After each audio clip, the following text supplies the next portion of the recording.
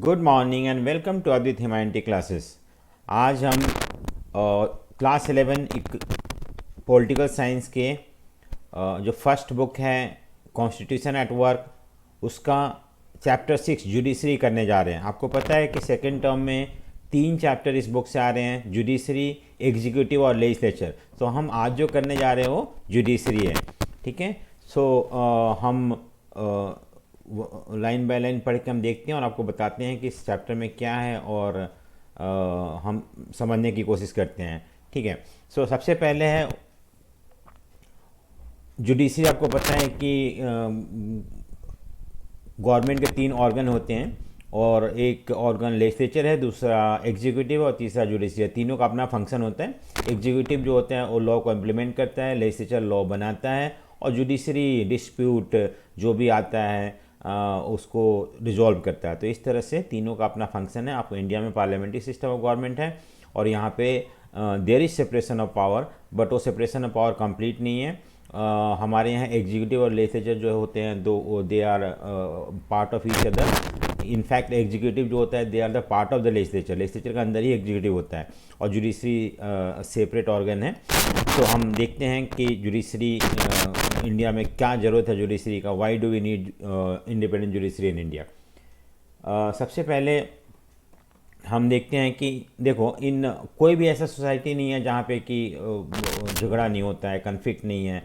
So disputes are likely to arise between individual, between groups and between individual और group and government. So all such disputes must be resolved by the independent body in accordance with the principle of law. This idea of rule of law means that all individual, rich or poor, men or women, forward or backward classes are dealt by the same law. The principal role of judiciary is to protect rule of law and ensure supremacy of law. देखो यहाँ पे दो point को emphasise किया गया है, protection of rule of law, protect rule of law, और दूसरा है सुप्रीमेसी ऑफ द लॉ। देखो यहाँ पे क्या होता है कि कोई भी ऐसी सोसाइटी नहीं जहाँ पे कन्फ्लिक्ट नहीं होता है। कन्फ्लिक्ट में take place between individual, between two groups, और बिटवीन इंडिविजुअल और ग्रुप और गवर्नमेंट के बीच में भी कन्फ्लिक्ट हो सकता है। तो ऐसे कन्फ्लिक्ट को रिजॉल्व करने के लिए एक इंडिपेंडेंट जुडिशरी चाहिए और वो जुडिशरी जो इन कन्फ्लिक्ट को रिजॉल्व करे based upon the rule of law. Rule of law मतलब होता है कि everybody is equal in the eyes of law, चाहे वो रिच हो या पुअर हो या मेन हो या वेमेन हो या फॉरवर्ड कास्ट का हो या बैकवर्ड कास्ट का हो, everybody is equal in the eyes of law and that is called rule of law. तो judiciary should deal with these cases, deal with these disputes based upon the principle of rule of law. और दूसरी बात है कि judiciary जो है लोगों का make sure that the law, constitutional law is supreme.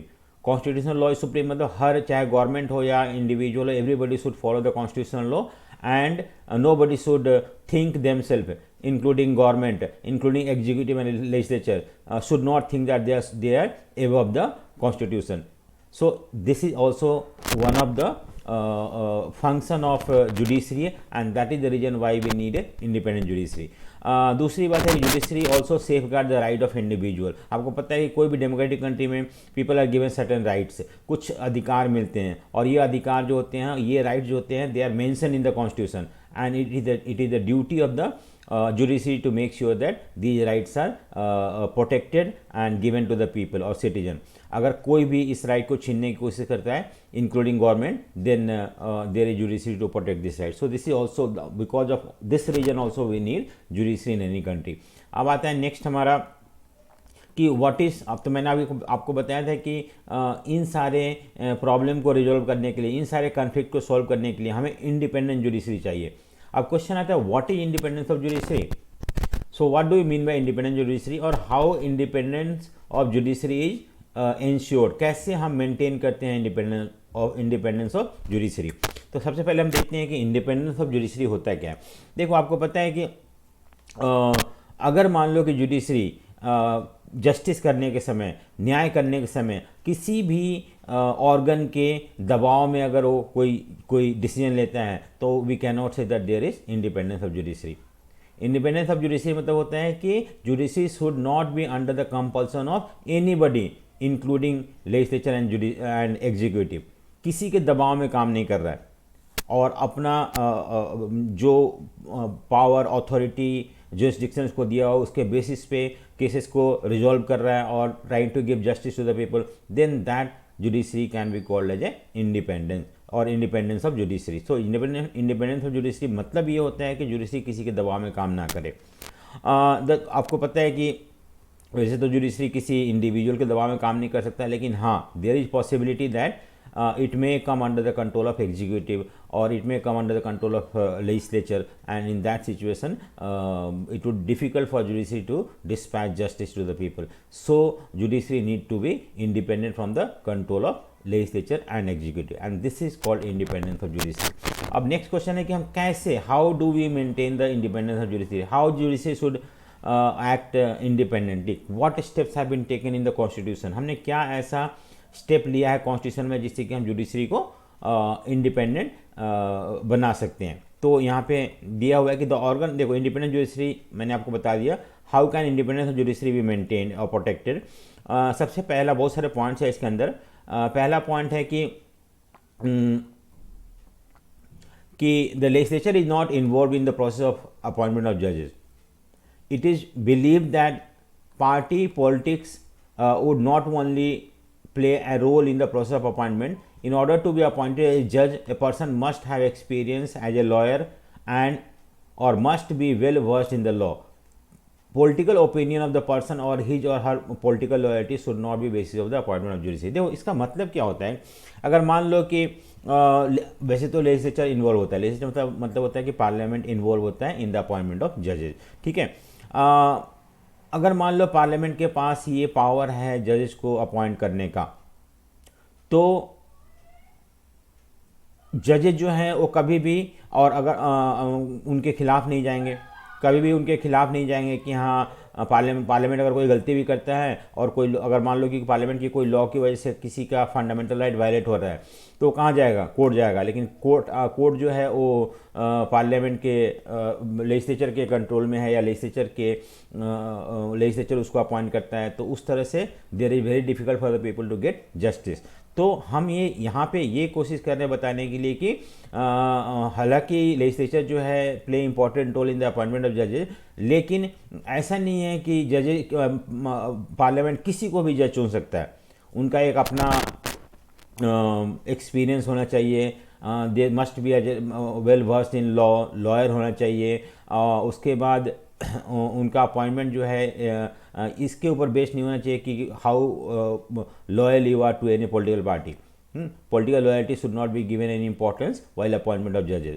सो ये है कि not anybody can be appointed as a जज by the legislature, so there is certain criteria that need to be followed. यहाँ पे ये है कि a person to be appointed as judge must be well versed in the law as well as he should have experience as a lawyer also.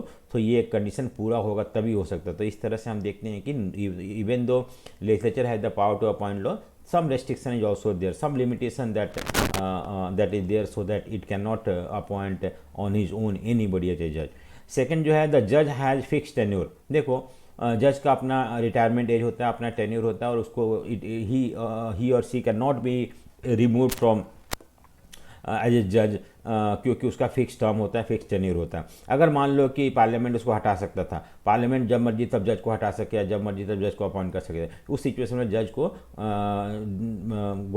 Government के under में रह के काम करना पड़ेगा। सो ये चीज़ हमें हटा दिया, कॉन्स्टिट्यूशन में ये चीज़ हटाया हुआ है और जज का जो टर्म है, टेन्योर है, वो फिक्स है। पार्लियामेंट उसको नहीं चेंज कर सकता है या उसको हटा सकता है। थर्ड जो है कि इन एन एक्सेप्शनल के जज में भी जज हटाया जा सकता है, ऐसी बात नहीं है, लेकिन उसको हटाने का जो तरीका बहुत ही मुश्किल होता है और उस तरीके को बोलते हैं, उस प्रोसीजर को बोलते हैं इम्पीचमेंट।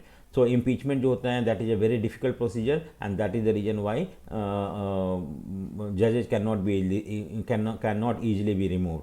सो ये भी है एक। नेक्स्ट है हमारा कि the judiciary is not financially dependent on the other two organ of the government. आपको पता है कि जुडिशरी जो है अगर मान लो फाइनेंशियली डिपेंड कर रहा है, यानी कि अगर पार्लियामेंट को, एग्जीक्यूटिव लेजिस्लेचर को ये पावर है कि जजेस का सैलरी कम कर सकता है या उसका बढ़ा सकता है, तो फिर इस तरह से हम जजेस को मैनिपुलेट कर सकते हैं। लेकिन ऐसा कुछ नहीं है। जो वट एवर सैलरी और allowances that is given to जजेस that does not come under the under parliament, और पार्लियामेंट कैन नॉट रिड्यूस और इंक्रीज द। तो इस तरह से हम देखते हैं कि जजेस को इंडिपेंडेंस बिहेव करने के लिए सारा ये they are given that opportunity. उसके बाद नेक्स्ट है judiciary, the action of and decision of जज कैन नॉट बी क्रिटिसाइज। देखो क्या है ना कि अगर मान लो कि जज जो भी डिसीजन लेते हैं, अगर इसको पार्लियामेंट में क्रिटिसाइज होता, अगर यार लोग उसको क्रिटिसाइज करते हैं, तो उस समय जज को डिसीजन लेने से पहले सोचना पड़ेगा कि क्या पार्लियामेंट में क्रिटिसिजन तो नहीं होगा, इससे हमारा इमेज खराब नहीं होगा। तो ये कतई अलाउ नहीं है कि कोई भी including member of parliament can condemn or criticize the decision taken by judge. So in this way they are independent to take any decision based upon the constitution or based upon the law. Nobody can criticize it. So ये भी एक point है जो कि ensure करता है independence of judiciary.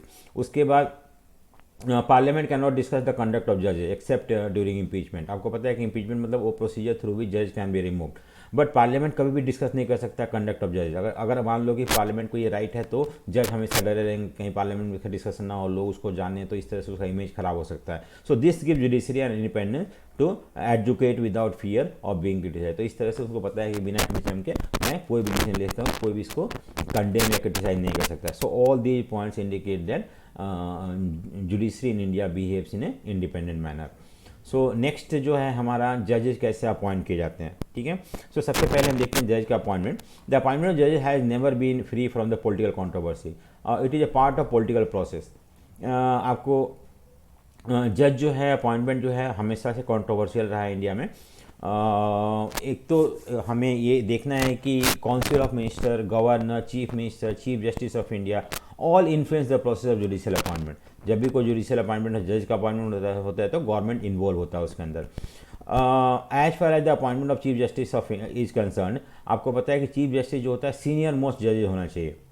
Senior most जजेज जो होना चाहिए वो चीफ जस्टिस होना चाहिए। अगर मान लो कि 4-5 जजेज हैं और चीफ जस्टिस रिटायर हो रहा है, तो इन पांचों में से जो सीनियर मोस्ट होगा he will be appointed as chief justice. But कभी कभी ऐसा भी हुआ है, 2 बार ऐसा इंस्टांसेस हुआ है जहाँ पे कि ये सीनियरिटी बेसिस को साइड लाइन करके किसी और को चुना गया है। 1973 में और 1975 में भी ऐसा हुआ था। उसके बाद में हम देखते हैं कि एक और नया तरीका डेवलप किया गया जिसमें कि कम से कम कंट्रोवर्शियल हो, वो है the other judges of Supreme Courts and High Courts are appointed by the President after consultation Chief Justice of India. This in effect meant that the final decision in matter of appointment rests with the Council of Minister. ठीक है, अभी तक हमने यही देखा कि government या prime minister, council of minister, they play important role in the appointment of judges. No doubt seniority is also kept in mind, but they play important role. So what then the status of consultation? आपको पता है कि अभी हमने बताया कि other जजेज of supreme court are appointed by government after consulting chief justice of India. अगर मान लो कि final decision rest with the government और लेजिस्लेचर एग्जीक्यूटिव, तो क्या मतलब होता है कंसल्ट करने का? देखो, this matter came up before the supreme court again in 1982 and 1998।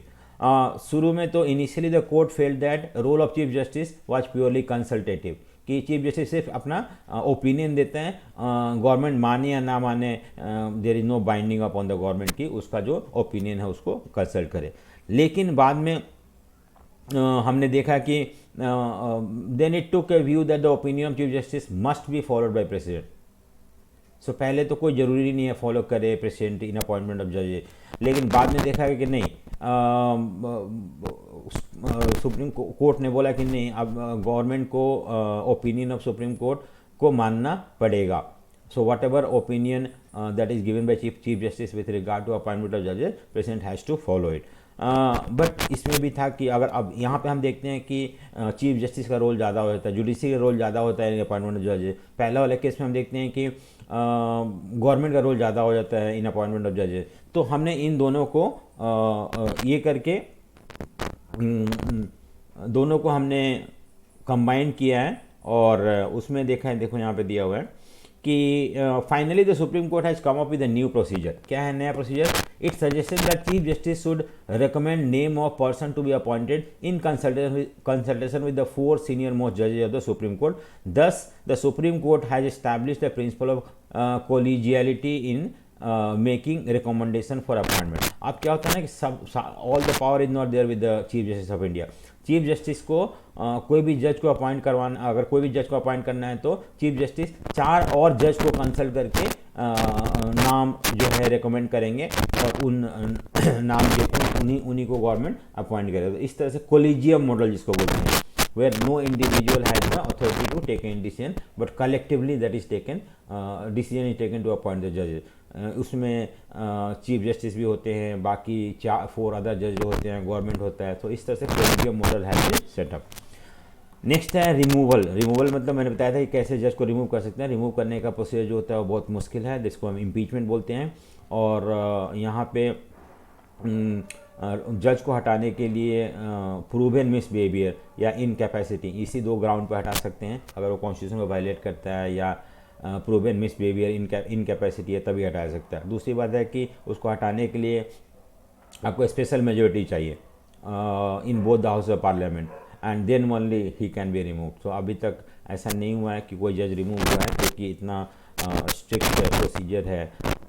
Next है स्ट्रक्चर ऑफ जुडिशरी। आपको पता है कि इंडिया में किस तरह का जुडिशियल सिस्टम है। The constitution of India provide a single integrated judicial system. Single integrated मतलब होता है कि एक top to bottom pyramidical shape में जुडिशरी है। सबसे ऊपर जो है हाई सुप्रीम कोर्ट है, उसके बाद हर स्टेट में करीब सारे स्टेट में हाई कोर्ट्स हैं, उसके बाद हमारे यहाँ डिस्ट्रिक्ट कोर्ट है, सबऑर्डिनेट कोर्ट है। इस तरह से एक हायरार्की आता है। सबसे ऊपर टॉप पे सुप्रीम कोर्ट, उसके बाद नीचे दूसरा लेवल है जिसमें कि हाई कोर्ट होते हैं, उसके बाद सबऑर्डिनेट कोर्ट होते हैं, डिस्ट्रिक्ट कोर्ट होते हैं। ये सारे इस तरह से हायरार्की है, पिरामिडिकल शेप है। सुप्रीम कोर्ट सबसे ऊपर है, इसका डिसीजन बाइंडिंग होता है बाकी सारे कोर्टों पे। और ये कैन ट्रांसफर जजेस ऑफ हाई कोर्ट, ये भी इसका पावर है। Can move cases from any court to itself. मान लो कोई छोटे कोर्ट पे या हाई कोर्ट हो गया या डिस्ट्रिक्ट कोर्ट हो गया, किसी कोर्ट पे कोई केस चल रहा है, अगर सुप्रीम कोर्ट लगता है तो ट्रांसफर कर सकता है अपने पास। Can transfer case from one court to, मान लो कि कोई उससे लग रहा है कि किसी एक पर्टिकुलर स्टेट में कोर्ट में कोई केस चल रहा है और वहाँ पे जो इन्वॉल्व है वो बहुत इन्फ्लुएंशियल है, वो डिसीजन को इन्फ्लुएंस कर सकते हैं, तो वो चेंज कर सकते हैं, दूसरे कोर्ट में ले जा सकते हैं, उसको दूसरे स्टेट के कोर्ट में ट्रांसफ़र कर सकते हैं। उसी तरह दूसरा जो सेकंड कोर्ट है इंडिया में, हाई कोर्ट के बाद जो है कोर्ट, उसको सुप्रीम कोर्ट के बाद जो कोर्ट है वो हाई कोर्ट है। और ये कोर्ट जो है लोअर कोर्ट के अपील को सुनता है। It can issue writ. Writ मतलब होता है कि order in restoring fundamental right, हम आगे उसके बारे में देखेंगे। Can deal with the cases with in the jurisdiction of state. State में जो भी केसेस आते हैं उसको भी डील करते हैं और बाकी सारे कोर्टों को सुपरवाइज भी करते हैं। ये भी एक फंक्शन है।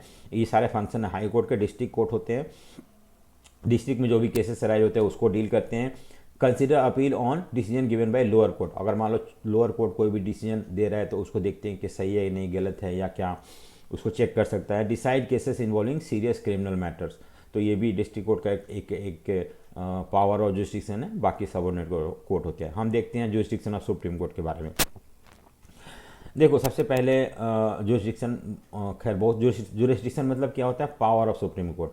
सुप्रीम कोर्ट कौन कौन सा केसेस को डील कर सकता है उसको हम बोलते हैं जुरिसडिक्शन ऑफ सुप्रीम कोर्ट। देखो ओरिजिनल जुरिसडिक्शन मतलब होता है कि कुछ केसेस जो होते हैं वो directly that can go to supreme court, और ऐसे केसेस को सुप्रीम कोर्ट को डील करने का पावर है, उस पावर को हम बोलते हैं पावर ऑफ ओरिजिनल जुरिसडिक्शन। इसमें क्या होता है कि dispute between centre and state हो गया, डिस्प्यूट बिटवीन 2 और मोर स्टेट हो गया, वायलेशन ऑफ फंडामेंटल राइट हो गया, ये सारे cases can go to supreme court directly. और सुप्रीम कोर्ट के पास पावर है ऐसे केसेस को डील करने के लिए, और उसको हम बोलते हैं power of original jurisdiction. Next आता है रिट जुरिसडिक्शन। रिट मतलब होता है ऑर्डर ऑफ द कोर्ट। आपको पता है कि इंडिया में लोगों को फंडामेंटल राइट दिया गया है, और ये फंडामेंटल राइट जो है वो फंडामेंटल है इन द सेंस कि it can not be taken away by anybody including government. अगर मान लो कोई भी इंडिविजुअल या गवर्नमेंट कोई भी लॉ बना के फंडामेंटल राइट को छीनने की कोशिश करता है, तो उस समय वो आदमी जो एग्रीड पर्सन है या जो भी जिसका फंडामेंटल राइट छीन रहा है वो कोर्ट जा सकता है और कोर्ट से ऑर्डर लेके आ सकता है। और वो जो ऑर्डर कोर्ट पास करता है लोगों के फंडामेंटल राइट को प्रोटेक्ट करने के लिए, उसको हम बोलते हैं रिट। ऑर्डर, रिट मतलब ऑर्डर। और इस तरह से बहुत सारे रिट होते हैं, habeas corpus, mandamus, prohibition, certiorari, quo warranto. ये सारे रिट्स जो है हाई कोर्ट और सुप्रीम कोर्ट इशू कर सकता है to protect the fundamental right of citizen. इस तरह से रिट के थ्रू भी फंडामेंटल राइट को प्रोटेक्ट करने का आई मीन अथॉरिटी है, पावर है, डिसीजन है सुप्रीम कोर्ट को as well as high court को भी। नेक्स्ट है अपीलेट जुरिस्डिक्शन। अपीलेट जुरिस्डिक्शन मतलब होता है कि कभी कभी क्या होता है कि लोअर कोर्ट में कोई केस चल रहा है और उसका डिसीजन जो होता है वो एग्रीड पर्सन को सही नहीं लगता है, तो they can make an appeal to the supreme court also. So some cases can also come to supreme court through an appeal. अब अपील में भी दो तरह के केस होते हैं, एक क्रिमिनल केस होता है और सिविल केसेस होते हैं। क्रिमिनल केसेस में क्या होता है कि अगर मान लो किसी भी अगर लोअर कोर्ट ने किसी अपने से लोअर कोर्ट के पास कोई केस चल रहा होता है और उसको अपने यहाँ ट्रांसफ़र करके या कोई जजमेंट ऑलरेडी पास हो चुका है उसको अपने यहाँ उस केसेस को ला के अगर लोअर कोर्ट उसको सेंटेंस टू डेथ दे देता है, तो उस केसेस में बिना कोई सर्टिफिकेट के वो आदमी सुप्रीम कोर्ट जा सकता है। लेकिन दूसरे केसेस में, सिविल केसेस में अगर किसी को लगता है कि मुझे ये नहीं मिला है, जस्टिस नहीं मिला है, तो वो through certificate from the concern court can go to the high court, can go to the supreme court. Generally उस केसेस में ऐसा होता है जहाँ कि ऐसा लगता है कि सब्सटेंशियल क्वेश्चन ऑफ लॉ, अगर उस केसेस को डील करने के लिए इंटरप्रिटेशन ऑफ लॉ की ज़रूरत है, लॉ को और ज़्यादा एक्सप्लेन करने की ज़रूरत है, तो इंडिया में सिर्फ सुप्रीम कोर्ट के पास ही पावर है कि लॉ को और ज़्यादा एक्सप्लेन या इंटरप्रेट कर सकता है। तो इसलिए वो केसेस को can go to the supreme court through certificate that is actually issued by the lower court, specially high court. तो ये भी एक है, अपील के थ्रू भी वहाँ पे जा सकता है किसी बहुत तरह के केसेस भी। नेक्स्ट है हमारा एडवाइजरी जुरिस्डिक्शन। आपको पता है कि इंडिया में प्रेसिडेंट चाहे तो सुप्रीम कोर्ट से एडवाइस ले सकता है और सुप्रीम कोर्ट एडवाइस दे, अगर मान लो प्रेसिडेंट को या गवर्नमेंट को ऐसा लगता है कोई पर्टिकुलर इशू जो है, जो लीगल इशू जो है जिसके बारे में गवर्नमेंट को उतना नॉलेज नहीं है, प्रेसिडेंट को उतना नॉलेज है, तो president can ask advice from the supreme court और सुप्रीम कोर्ट एडवाइस देता है उसको। बट ये एडवाइस जो सुप्रीम कोर्ट देता है प्रेसिडेंट को बाइंडिंग नहीं होता, ये जरूरी नहीं है मानना या ना मानना। तो इस तरह से हमें इसको ध्यान रखना पड़ेगा कि जो एडवाइस जो देता है वो कंपल्सरी नहीं है, वो exclusively depend upon the president whether to accept the advice और नॉट। इस तरह से हम देखते हैं एडवाइजरी जुरिस्डिक्शन है। नेक्स्ट जो है अदर जुरिस्डिक्शन में decision made by supreme court are binding on all the other courts in India. जो भी डिसीजन सुप्रीम कोर्ट लेता है सारे कोर्ट को मानना पड़ता है, बाइंडिंग है, और इस तरह से it is applicable throughout the length and breadth of the country. Next है supreme court itself is not binding. The Supreme Court decision itself is not binding by its decision and can at any time review it. मान लो supreme court ने कोई decision लिया और मान लो उसको लग रहा है कि हाँ इसको ये सही नहीं है अब इस कंटेक्स्ट में, तो उसको चेंज कर सकता है। इसको बोलते हैं अपने ही डिसीजन को रिव्यू करना। सो ये भी सुप्रीम कोर्ट के पास जुरिस्डिक्शन है। उसको special power can grant special leave to an appeal from any judgment और matter passed by any court in the territory of India. मान लो कि कोई भी केसेस चल रहा है लोअर कोर्ट में, अगर उसको लगता है सुप्रीम कोर्ट के कि ये this cases need to be transfer to supreme court, तो उसको स्पेशल लीव एप्लीकेशन दे सकता है जिसमें कि वो cases will be directly transfer to the supreme court. Next है जुडिशियल एक्टिविज्म और जुडिशियल रिव्यू। ये दो चीज़ है जो कि हमें देखना है इसमें, but this will take up in next video. तो अगर आपको वीडियो अच्छा लगा होगा तो लाइक करो, सब्सक्राइब और शेयर करो, और नेक्स्ट वीडियो में बाकी जो टॉपिक है that will be covered and we will also discuss question answer in next video. So thank you for watching, thank you.